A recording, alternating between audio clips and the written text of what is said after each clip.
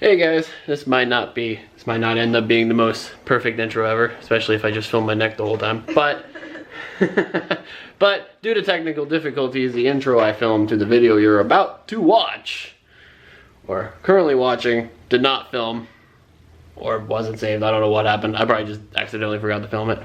But this is just a video about all the comics I've been rereading during quarantine. You ready for this? I guess. Let's do it!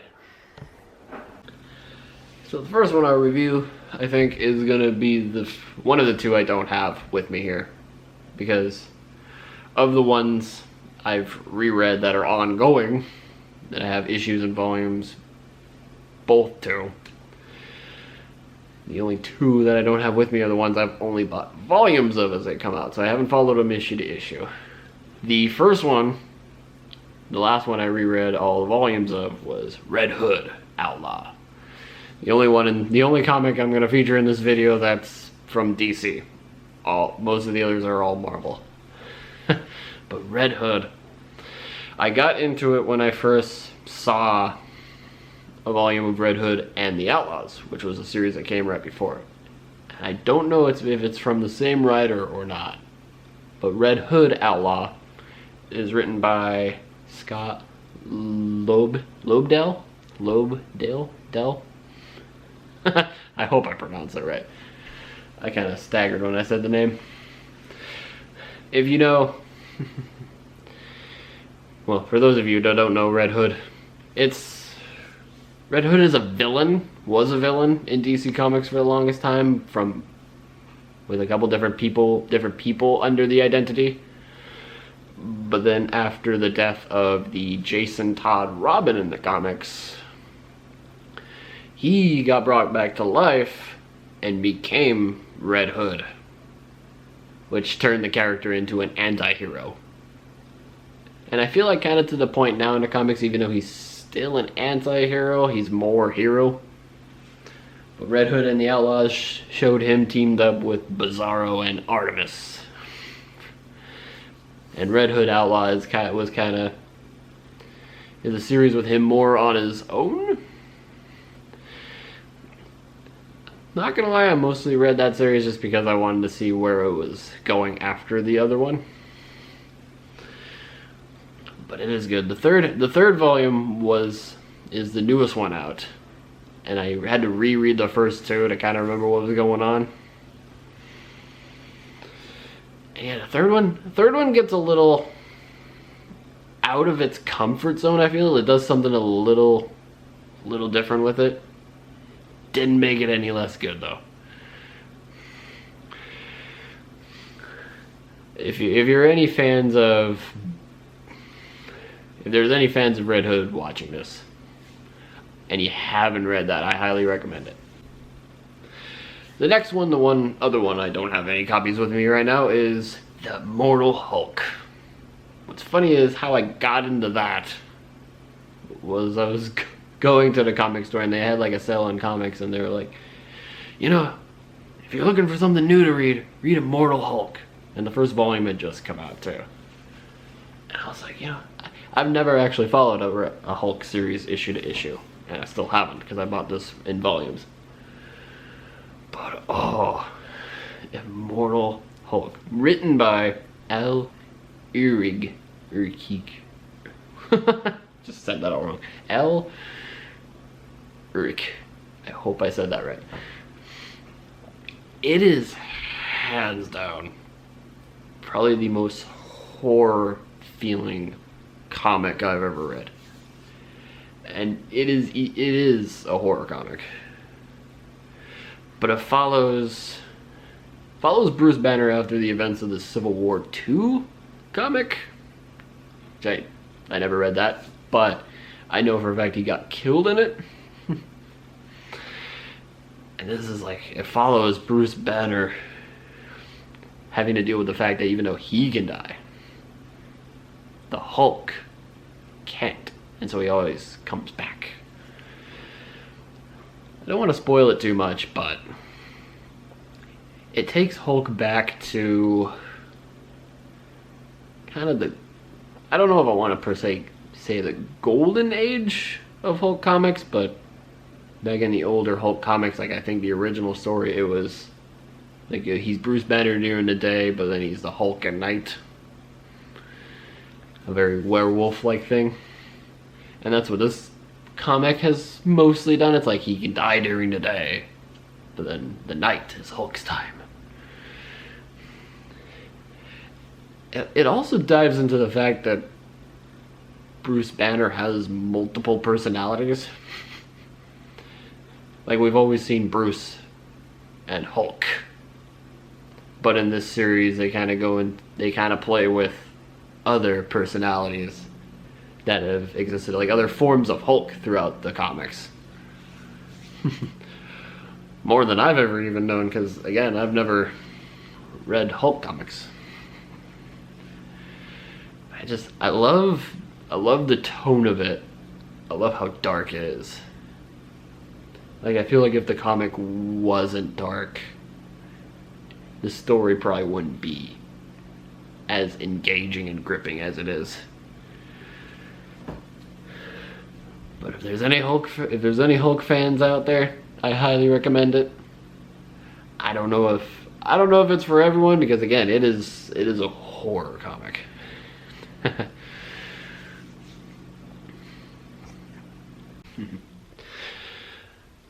The next one, Fantastic Four, written by Dan Slott, I believe it's how he pronounced his name. Famous for writing a lot of Marvel comics, and I believe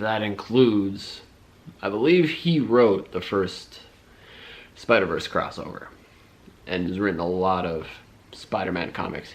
He actually wrote my favorite Spider-Man comic series that I've reread a few times before. Not during quarantine, even though it's definitely been one I'm thinking about rereading, but it's the Superior Spider-Man comic. But the ones I've reread during this is the new Fantastic Four run, which I said at the beginning there. This is the newest issue, which I'm actually in the middle of reading. I was excited when they announced he was going to be writing a Fantastic Four comic, because they haven't actually published anything of Fantastic Four since around 2015. Not a standalone Fantastic Four series. Another one that I've been rereading that's also written by him is the current Iron Man series. He wrote one that went for 3 volumes, and I read it as volumes, and I've actually reread it as well, was the Tony Stark Iron Man series, which becomes Iron Man 2020. Before, with the reread, I reread the first couple volumes, because I then finally bought the 3rd volume of that Tony Stark series, and was liking it because it was him, and the first 2 volumes were really good. The 3rd volume tied Iron Man into the War of the Realms crossover, which that was also something I read during quarantine, but I wasn't really going to feature in this because it wasn't really a reread. It was something I just finally read. But, okay. I went a bit on a tangent there, but coming back to Fantastic Four and Iron Man, both really good series. Definitely Fantastic Four. It takes Fantastic Four back to its roots a little, which is probably a good thing, because they haven't published anything with Fantastic Four for a bit. But it definitely does something new. Like, they're not even in the Baxter building anymore. They're on Yancey Street. But yeah, and this issue is actually tying right into the Empire crossover. I feel like that should be a video in itself if I talk about it. The Iron Man series, that's the one I want to talk about though, for sure. Mostly because, and as you see, I bought 2 issues this time around, because I've had a few of these in my file, and I hadn't got the Iron Man 2020 run because I hadn't finished the Tony Stark series. Well, now that I finally read it, I've been getting issues to 2020, and the first issue surprised me, because it definitely kind of like, it takes a way different path with Tony Stark. Definitely from where it was at in the Tony Stark Iron Man series. Like, that series was kind of running... I can't remember the exact name he had for the company. Stark something. It wasn't Stark Industries anymore. It had a different name to it. But it was just him running his company doing Tony Stark things. I'm not sure how to sum it up more without spoiling it, but one thing that Tony Stark was dealing with in that was he had, I believe, died in the Civil War II crossover. I feel like I should read that. And at one point in the comics, he's brought back, and it was definitely before this series, and one thing he was dealing with was the fact that he came back wrong. Like, he was just a copy of himself, so he wasn't really... He's having to deal with whether or not he's still alive or not. And that's something they're taking. That Slott is definitely taking in a different direction with the 2020 series. Alright, the next one I want to talk about is the ongoing X-Men one. It started with 2 crossovers that basically played right off of each other. House of X and Powers of X, which then became the X-Men series. All written by, look at the name here, Jonathan Hickman. And, oh, I am so glad I read this. Basically, every X-Men comic that had been going on, any X-Men related character had ended and ended up being funneled through this, which is what made me curious to read it. It takes X-Men in a way different direction that has not been seen before. That's why I love it so much. It actually has all like the X-Men along with their villains all living on an island in this society together, a mutant society. Because they're all just tired of how mutants have been treated in the past. Which, if you haven't even read the comics, if you've seen any of the movies, definitely have an idea towards that kind of story. But the only one I have right here with me right now is a kind of one-shot.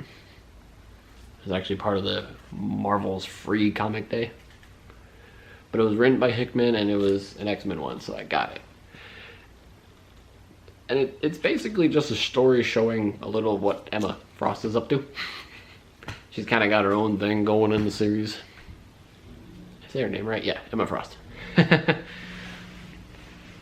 if any of you are X-Men fans and have not read this, I highly recommend it. It is a very thought-provoking comic. And again, it shines a whole different light on all the characters. In a good way. For the most part. I don't want to spoil it too much. Because it's definitely worth the time to read. And it's why I've reread it. Actually, that isn't. Not only have I enjoyed it so much, the other reason why I've read it so much is because you don't catch everything the first time around. Like, there's so much details and they're so perfectly woven together. It's hard to catch everything that ties into a later issue. And again, there hasn't been too many issues, but like they mention something briefly here and then you see it play out later. Which can be said about most comics, but this one weaves it all together well, considering how many X-Men characters are all being featured in it. Alright, I always bring my hand up. The next one I'm going to talk about is the current Ghost Spider series. I got so dramatic there. I'm still looking over at Ashleigh off camera. She was over there taking a nap, but I'm kind of keeping her up.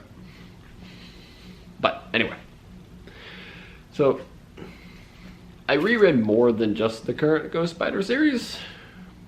This current run actually started going off of the Spider-Geddon crossover. I had to remember it for a second. And I was reading the Spider-Gwen Ghost Spider series that spun off of that, which was only 5 or 6 issues.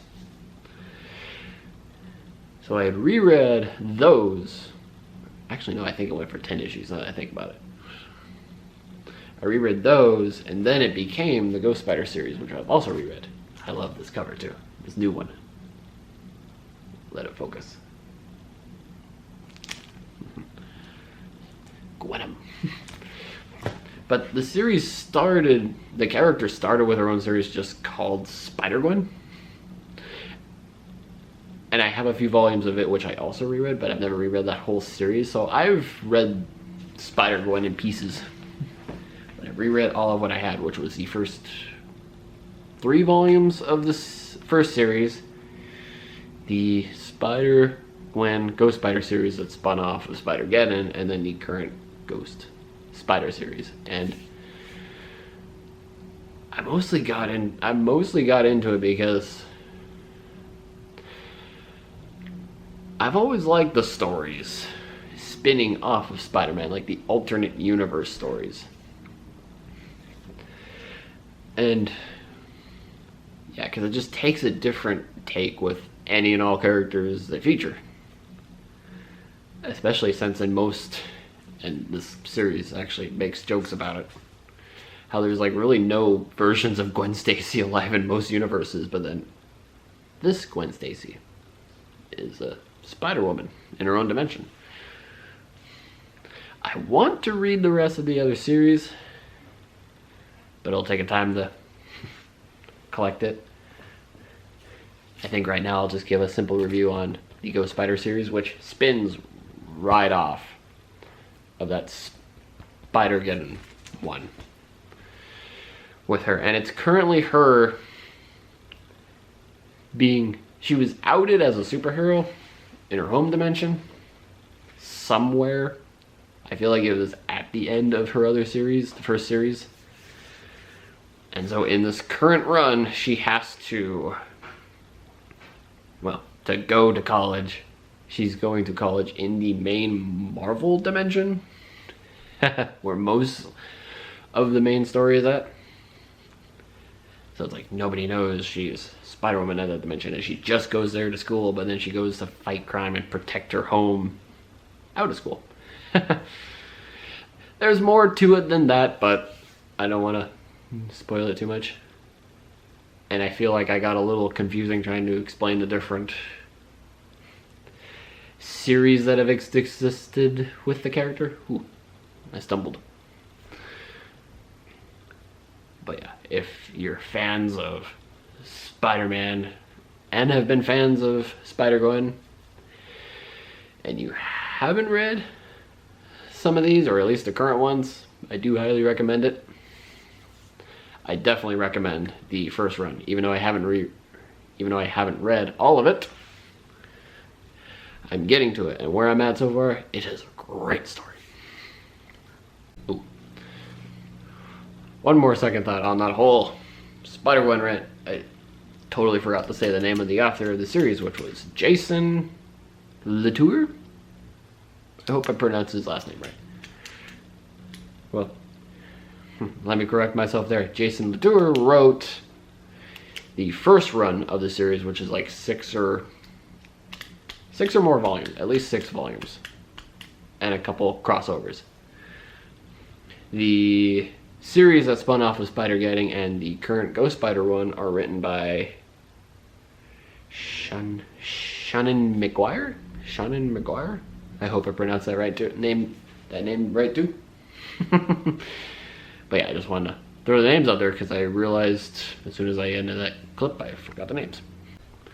Alright, the next one is hands down one of my top ones. Venom. I love that cover too. That is the current issue of it. It has been going. It's one of the few right now I've followed the most. Ooh, is that gonna focus? I don't think it's gonna focus, but it's it's issue 27. Written by the entire series, except for the few issues that took place during the War of the Realms crossover. Those few issues were written by somebody else that I do not remember their name right offhand. But the rest of the series as a whole has been written by Donny Cates, and he has been responsible for a lot of really good miniseries short runs in the Marvel Comics, including, but not limited to, introducing Cosmic Ghost Rider. I feel like I should do an entire video on what Donny Cates has written. But for now, I want to point out I have reread this Venom series a couple times as it's gone along, including just recently. And that also includes the crossover Absolute Carnage. This series is hands down spectacular. It kicks off with Venom, or more accurately Eddie Brock, learning of the god of the symbiotes, Null, is trying to come back. And the series has gone into other stories and done other things, including the Absolute Carnage story, which was, I don't think it was really Null taking over the character Carnage, but it was pretty close. Like, he was in Null's control. It caused a whole mess there. Again, I don't want to spoil it, because it is a...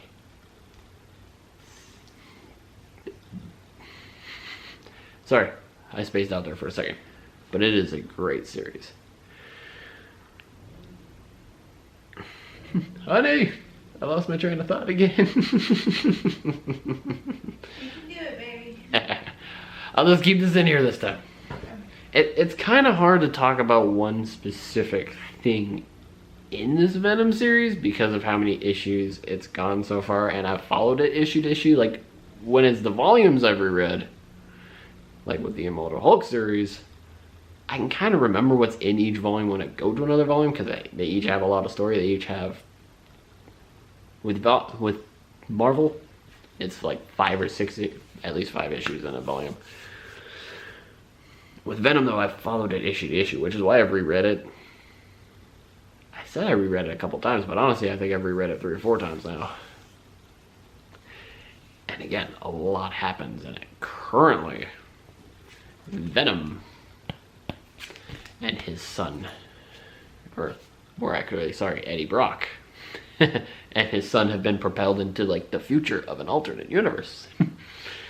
That story is still developing. And yes, Eddie Brock has a son in the series. One of the many developments of it. But yeah, not the entire Venom run, but a portion of it has kind of felt almost on par with the Immortal Hulk series.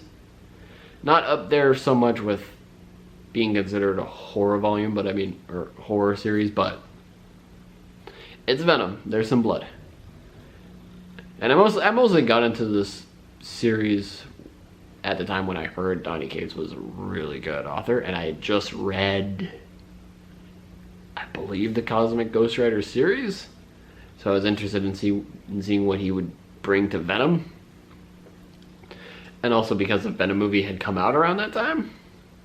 And so I was interested to know more about Venom, because I've always liked Venom, but I've never known any individual stuff with him. It was also the time I bought the Venom Lethal Protector comic and read it. But yes, when it comes to Venom, written by Donny Cates, for any of you Venom fans out there looking for something with a lot of story and a lot of new things even introduced, not only to Venom, but to the Marvel Universe as a whole, I highly recommend Donny Cates' Venom. And anything else Donny Cates has written. Did I not hit record? Oh, I didn't even hit record. I made a boo-boo there. Okay. The next one I'm going to talk about, and the last one, or last two, is the current Transformers series, which is Transformers. It was being called A Bold New Era at first, but I'm assuming it dropped that title.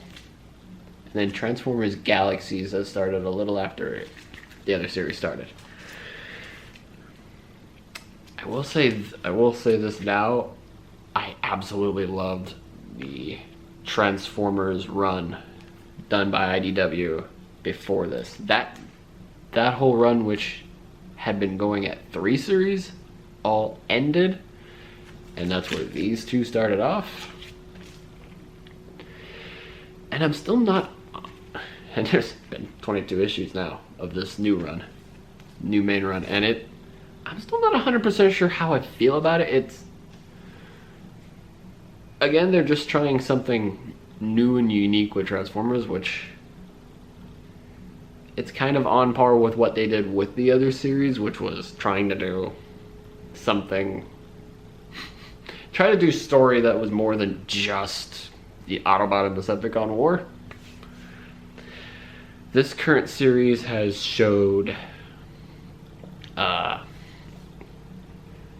currently it's showing the rise of the Decepticons, but it started with like the Autobots trying to stop, or just trying to control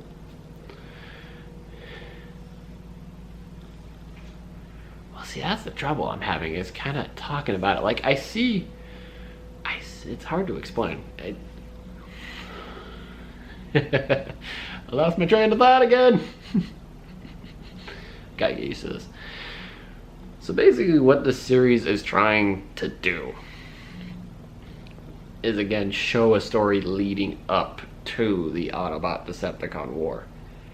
And this series is doing it in a way that has like Megatron trying to tear down the whole corrupt system.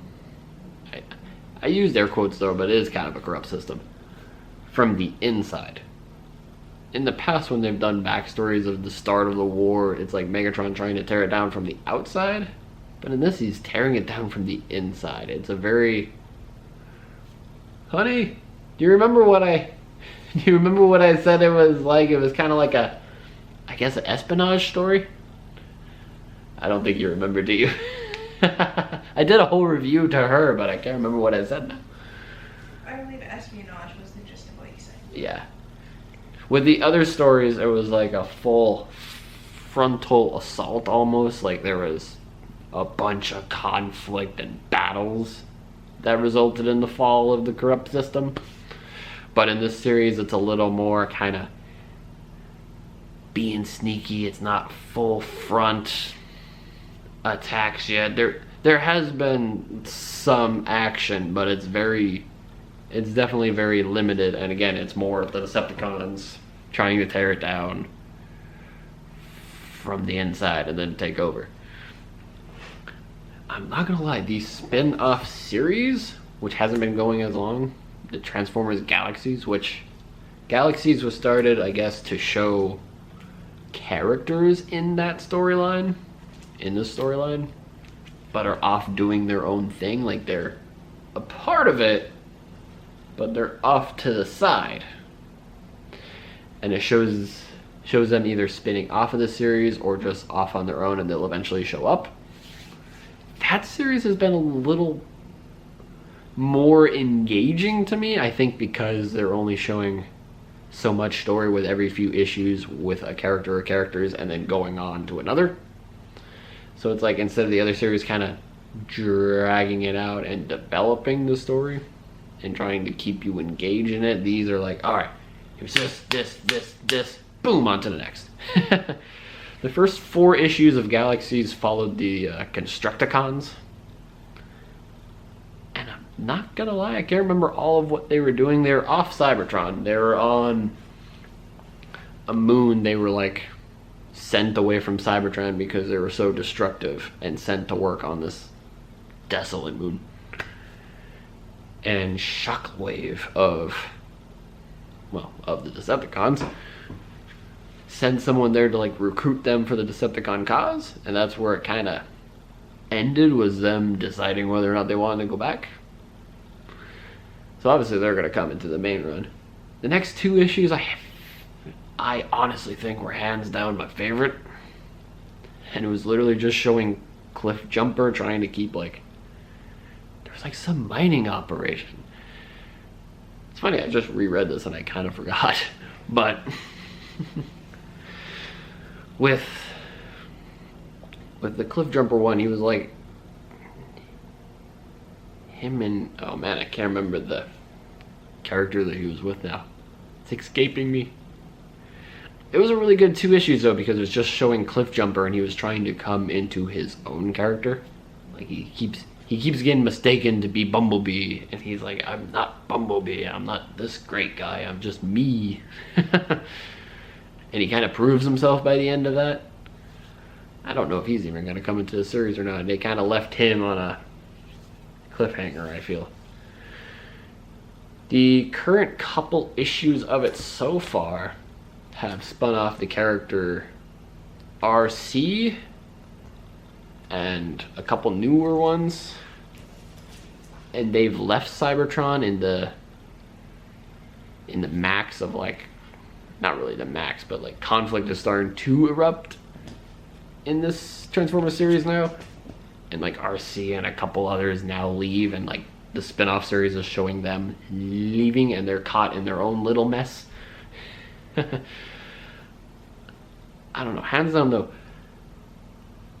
for Transformers fans, I do say it's a good series, but it does kind of lack a narrative hook. It definitely does at the beginning. As it goes along, like as you invest in the story, it's definitely intriguing, but I feel like it should have kicked off a bit more of action by now. I do respect what they're going for though. They're trying to just kind of show pre-war Cybertron as much as possible before something happens, but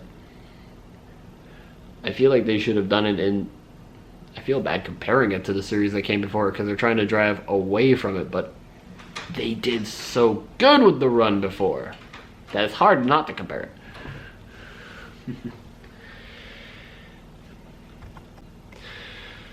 On that note, another one that I am currently rereading is the Transformers More Than Meets the Eye series written by James Roberts, which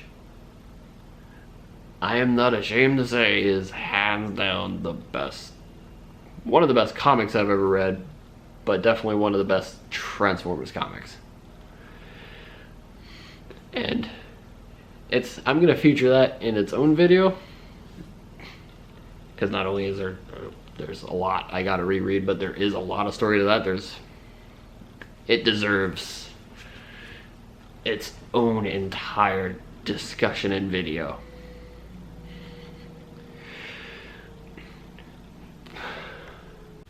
On one other brief note, I realized halfway through this that I forgot to also say the illustrators to all of these series.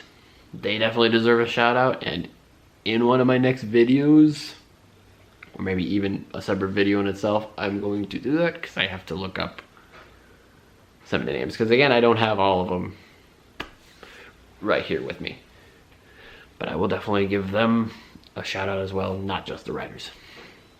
So stay tuned for that one. So thank you so much for tuning in. Sorry again if this feels awkward. I'm still getting used to it.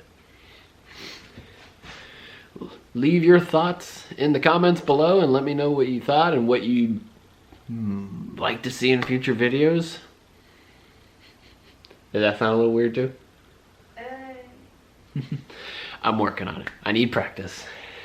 I think we'll just roll with it. Hit the like button and subscribe for future videos. We'll see you guys in the next video. Adios.